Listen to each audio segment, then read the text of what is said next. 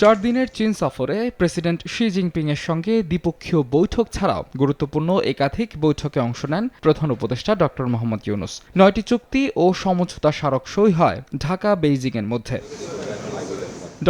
ইউনূসের এই চীন সফরকে ঐতিহাসিক আখ্যা দিয়েছে প্রধান উপদেষ্টার প্রেস উইং।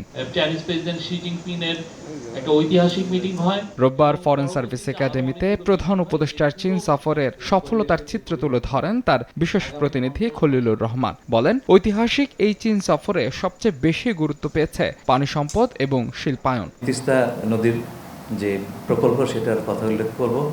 এই প্রকল্পটা আগেই হয়েছিল এবং এতে আমরা চীনা প্রতিষ্ঠানগুলোর অংশগ্রহণের জন্য আগ্রহ ব্যক্ত করেছি এবং তারাও এ বিষয়ে ইতিবাচক প্রতিক্রিয়া দেখিয়েছেন। প্রধান উপদেষ্টা প্রেসিডেন্ট শিকে সরাসরি আহ্বান জানিয়েছেন চীনা প্রতিষ্ঠানগুলো যাতে বাংলাদেশে এসে তাদের কারখানা স্থাপন করেন এবং প্রেসিডেন্ট শি সাথে সাথে জবাব দিয়েছেন যে বিষয়টি তিনি ব্যক্তিগতভাবে তদারকি করবেন। Vision hot and cool AC 4-ওয়ে সলিনয়েড ভালভ টেকনোলজিতে হিটিং ও কুলিং দুই মোডেই কাজ করে সমানভাবে। Vision hot and cool AC.